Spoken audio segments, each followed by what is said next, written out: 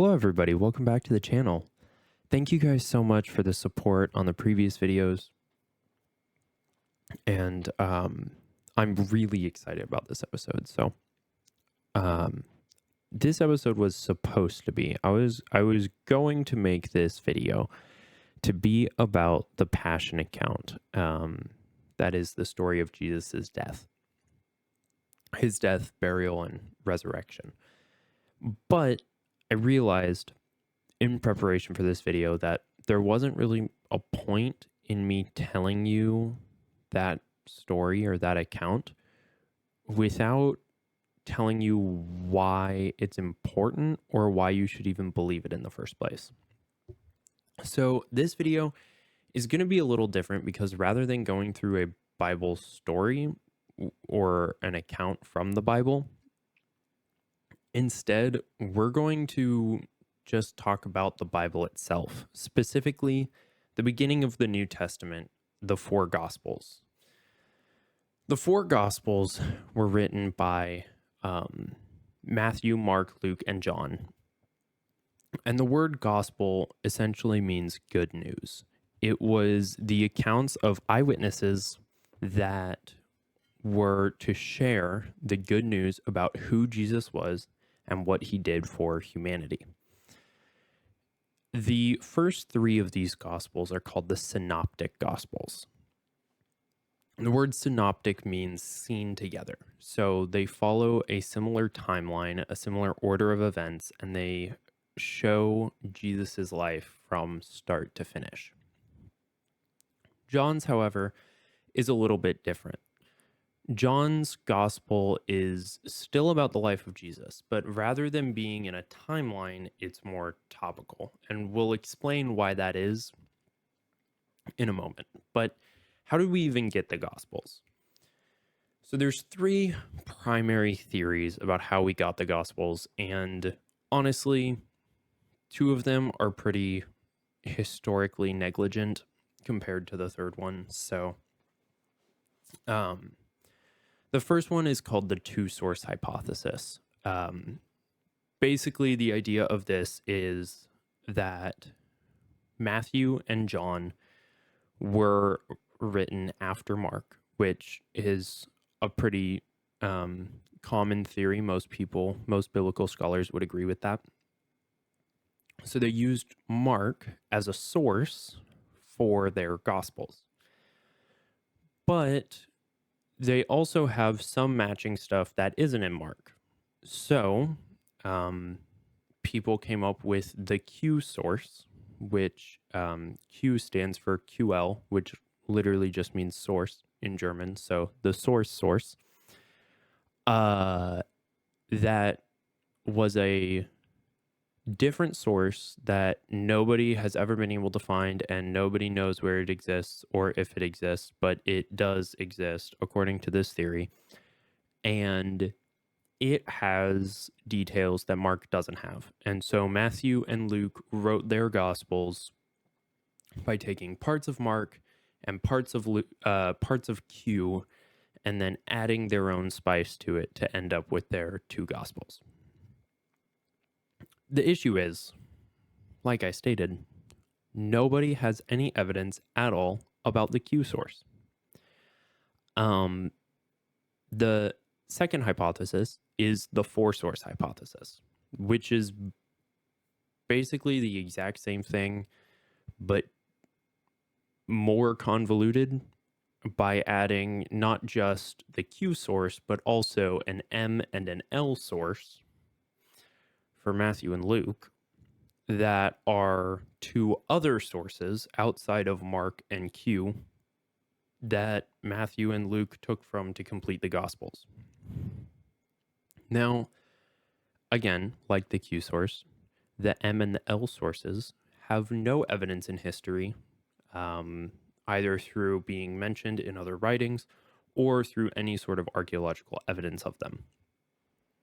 So really, these two sources are attempts at explaining how the three synoptic gospels were written without, in my opinion, without using common sense. And the reason I say that is because of the third hypothesis, which, in my opinion, makes the most sense, which is that Matthew and Luke and Mark, who Mark was John Mark, he was not an apostle, but he was um, one of the disciples of Peter the apostle. So Mark wrote Peter's experience. Matthew and Luke were both apostles. Hey, really quickly want to jump in here and explain a little bit more about the Gospel of Luke. So the important part about the Gospels is that they were all written from the accounts of apostles. Apostles were the 12 people that Jesus decided to spend the most amount of time with. In that group, for Matthew was the apostle Matthew. For Mark was the apostle Peter, and for John was the apostle John. Luke is a little bit different though. The apostle Paul was not an apostle until after Jesus left earth. So he wasn't one of the initial 12 apostles that we read about in the Gospels. However, to be able to be an apostle, you had to be an eyewitness of Christ. And Paul was an eyewitness of Christ, and he probably would have seen things that Christ did before Christ died and raised from the grave and ascended to heaven. Not only that, but he also had his own experience, a personal experience with Christ later on down the road. So we see that that Paul was an apostle, but more importantly, in the very beginning of Luke, I have my Bible here. In the very beginning of Luke, when he is giving an address to Theophilus, he says, "Inasmuch as many have taken in hand to set in order a narrative of those things which have been fulfilled among us, just as those who from the beginning were eyewitnesses and ministers of the word delivered them to us, it seemed good to me, also having had perfect understanding of all things from the very first, to write to you an orderly account, most excellent Theophilus, that you may know the certainty of those things in which you were instructed." So we see here two things. One, that Luke's account is written off of the accounts of eyewitnesses. Most likely, since he was such good friends with Paul, he probably wrote his book based off of the eyewitness accounts of all of the other apostles as well. The 12 apostles specifically. Not only that, but he also states that he has a perfect understanding, which means that to some degree there was a divine revelation, which means that God gave him the events to some degree, or an understanding of the timeline to some degree, so that he could write it correctly and so that he could write it perfectly in perfect understanding for us to be able to read. So I wanted to clear that up. He was not an apostle, which I did misspeak about, and Paul was an apostle, but he was not one of the 12 apostles. We can go over kind of how many apostles there were and what happens with them in a different video, because it would be pretty long to explain. But Paul was an apostle, Luke was not, but Luke's gospel is based off of the eyewitness accounts of multiple people, the eyewitnesses that he says, as well as most likely some sort of revelation from God, some sort of understanding from God about how all of it works. And so the third theory is that all three of them, Matthew, Peter, who Mark wrote for, and Luke, all shared the same experience. And because they shared the same experience, they all wrote very similar things about what happened. And since all three of them were doing a timeline, they wrote it in the same order. And because each of the three people were different, they wrote some things slightly differently. They included some details where other people lacked details, because that's what happens if you ask three people to give an account of something. If three people went on vacation and all three of them came back and you asked them separately, how was vacation? What did you guys do? The three of them would give a very similar timeline of events, arrival, what we did the first night, what we did the second night, departure, things like that. They would give probably some similar details about where they went, who they talked to, what they did, but they would also give different details. Some people notice other things. Some people notice some things more than others, because of who they are, their background, where they were standing at the time, right? So details can shift and change depending on who is telling the story. I don't know why that isn't just the consensus. I don't know why these two theories even came into existence. But those are the three main theories. So Matthew, Mark, Luke, Matthew, Peter, Luke, and John were all apostles of Jesus Christ. They followed him for 3 years roughly and lived every single day with Jesus.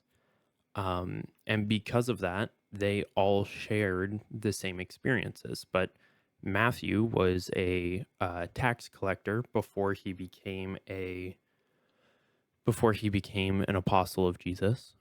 Peter and John were both fishermen, and Luke was a doctor. He was a physician. So Matthew, Peter, and Luke all came from three different professions, three different education levels, different backgrounds. So of course they're going to look at different things differently, and they're going to pick out different details. So now you might be asking, well, I've heard that there are more than 4 Gospels. And you would be correct. There are other books that title themselves as Gospels. There's the Gospel of Peter, not the Gospel of Mark, who wrote it according to the account of Peter, but the Gospel of Peter. The Gospel of Thomas, of Mary, of Judas, of Philip. These are all false, fake Gospels. They were written by people who were not apostles, who did not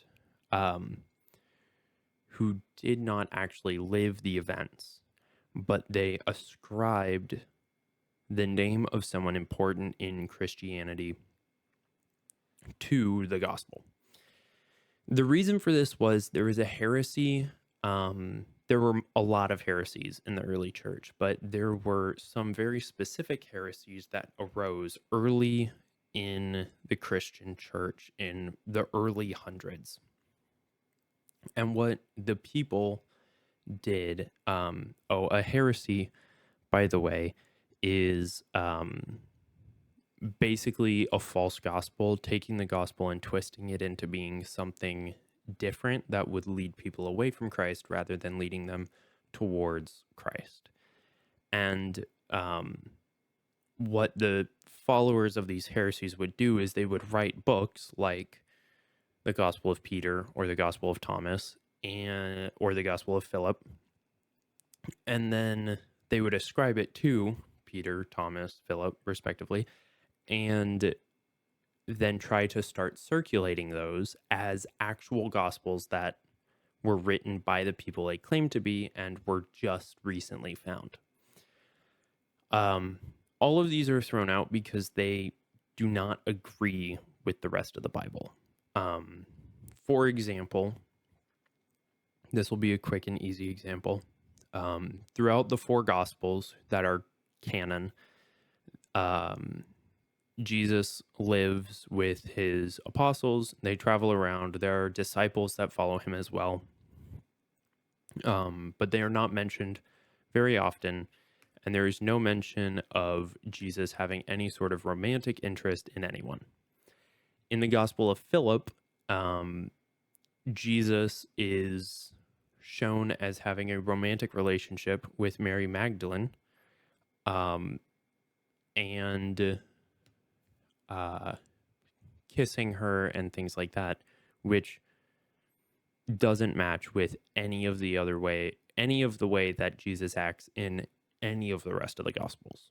So because of that, because there are not any manuscripts earlier than a few hundred, like multiple hundreds of years after Christ, the early church sussed out that it was a fake gospel and discarded it as being part of a heresy. A really good example of this would be Eusebius's writings. So Eusebius was a Christian bishop and a historian who lived in the 4th century, which is the 300s AD. And he was writing, he wrote a book called The Church Fathers and Church History. It's called Church History book. This is from book 6, I think, from Eusebius's writings. And he was writing about another historian named Origen. Origen lived probably only about 2 generations away from the apostles. The apostle John, who wrote the Gospel of John, also wrote the final book in the New Testament, Revelation. Revelation was written in about 95 AD, and Origen was born in 185. So 2 or 3 generations away from John, which is incredibly close, a very, very early Christian historian. And he wrote this. He says, among the 4 Gospels, which are the only indisputable ones in the Church of God under heaven, I have learned by tradition that the first was written by Matthew, who was once a publican or a tax collector, but afterwards an apostle of Jesus Christ. And it was prepared for the converts from Judaism and published in the Hebrew language. We'll talk about that in a second. The second is by Mark, who composed it according to the instructions of Peter, who in his Catholic epistles, that meaning his global epistles, talking about 1st and 2nd Peter, acknowledges him as a son, saying, the church that is at Babylon, elected together with you, salutes you, and so does Marcus, my son. And the third by Luke, the gospel commended by Paul and composed for Gentile converts. Last of all, that by John. In the 5th book of his expectations of John's gospel, he speaks thus concerning the epistles of the apostles. So we see here that these are the 4 gospels that in sometime in the 2nd century AD, these were the 4 gospels that were indisputably the gospels for the Church of God. So what are the 4 gospels? So the 4 gospels, like I said, were written by 4 different people: the apostle Matthew, John Mark, which is why it's just called Mark and not John Mark, because there's also a gospel according to John. So the gospel according to Mark, according to Luke, and according to John. The Gospel of Matthew was written to a Jewish audience, which is what Origen tells us. And we can see that not just in the not just because of what Origen says, but also in the writing of the gospel itself. We see that there are a lot of customs in Matthew that are talked about but not explained, which shows that he expected the readers of the book to understand the Jewish culture and the Jewish customs prior to reading the book. He didn't feel the need to explain it. He also opens up with a genealogy. Genealogies were incredibly important and still are incredibly important to Jews today, because they show that they are truly of the line of David, of the line of Abraham, that they truly are Jews. He also quotes many, many prophecies throughout the entire book, showing his overall goal for the gospel, which is to show that Jesus was the Messiah that the Jews were waiting for. Essentially, the Old Testament was looking towards the death, burial, and resurrection of Jesus. It was looking towards Jesus. And so Matthew pulls verses from all over the Old Testament to show this was a prophecy about Jesus. This is how it came true.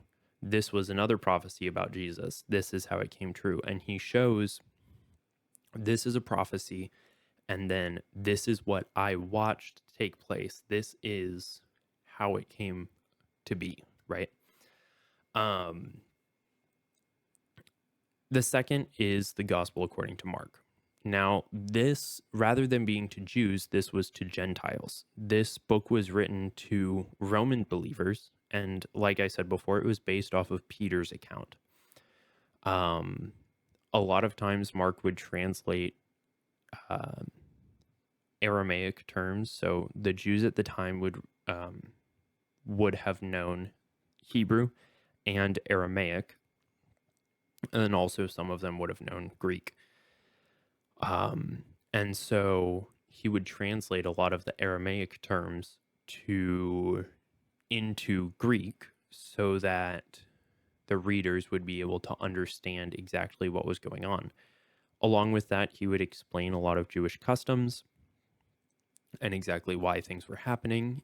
And the time system that he used was according to the Roman system and not according to the Hebrew system, which would have been weird, obviously, to give a Jewish audience a book that wasn't according to their time system.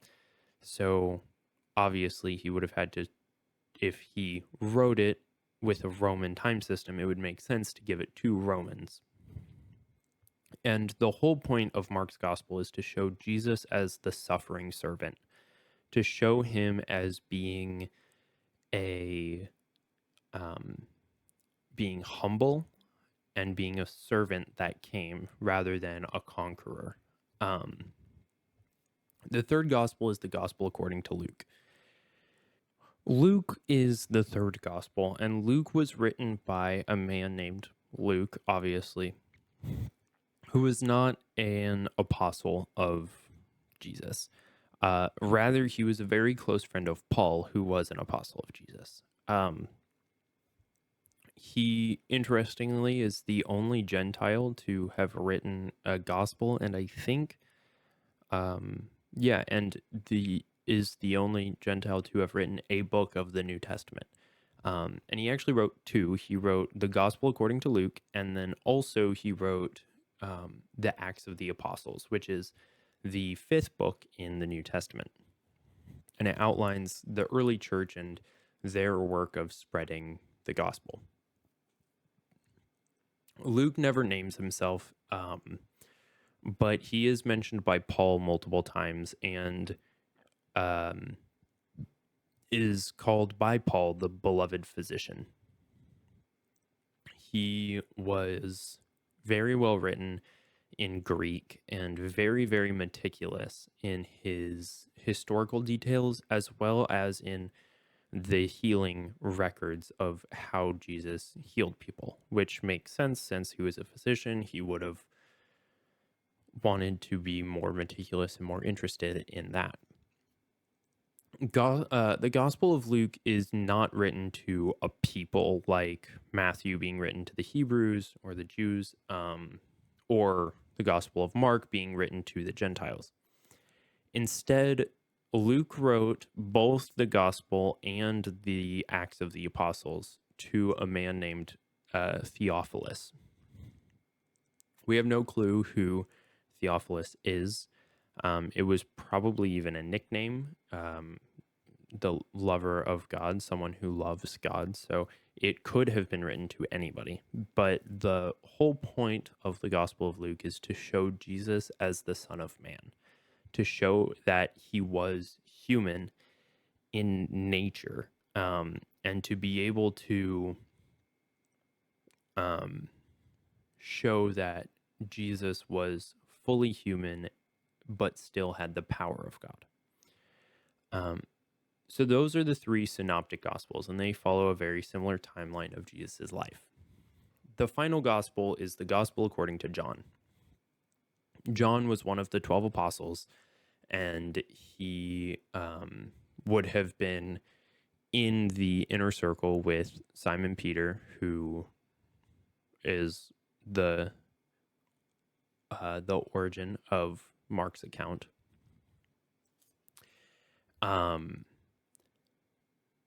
Tradition holds that John wrote the gospel after knowing about the three other gospels. So he knew and had probably read the synoptic gospels, and then decided to write one of himself, for himself. And it's interesting because since he knew that the timeline of the life of Christ had already been documented well, he chose to go a different path with his gospel. In this path, he writes specifically for the purpose that you may believe, is why he writes it. And it's basically the flip side of the coin from the Gospel of Luke. So the Gospel of Luke focuses on Jesus as the Son of Man, as being fully human. But John's Gospel focuses on Jesus being the Son of God, being fully God. And we can see this very distinctly just in the very, very first chapter of the Gospel of John. Let me flip to it. In the very, very beginning, John, literally John 1:1, through, I don't know, I'll go to like 4 or 5, and then I'll skip to verse 14. And it says, "In the beginning was the Word, and the Word was with God, and the Word was God. He was in the beginning with God. All things were made through him, and without him nothing was made that was made. In him was life, and the life was the light of men.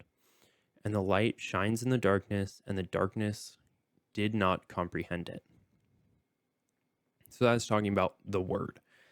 And it starts kind of cryptically. And when we get to verse 14, we see it explained. It says, "And the Word became flesh and dwelt among us, and we beheld his glory, and the glory as of the only begotten of the Father, full of grace and truth." And so we see here that John starts his gospel not showing a genealogy like Matthew or Luke do, and not showing Jesus as being a humble servant like Mark does, but instead he shows Jesus as being the eternal God, and not just that, but the creator of the universe, that everything that was made through him. He is in Genesis. If you watched my Adam and Eve video, he was there at the beginning of time, and everything that was made through him, because he is the Word. He is the Word of God, right? So that is the four gospels that chronicle the life and miracles and teachings, death, burial, and resurrection of Jesus Christ. But how do we trust them? How do we know that they are actually real, that they're actually um, eyewitness accounts? How could we believe any of those? And for that, I'm going to put up a table. I'm going to put up a table for you guys just to show you a comparison chart of manuscripts. This, for me, is the biggest evidence that we could ever have.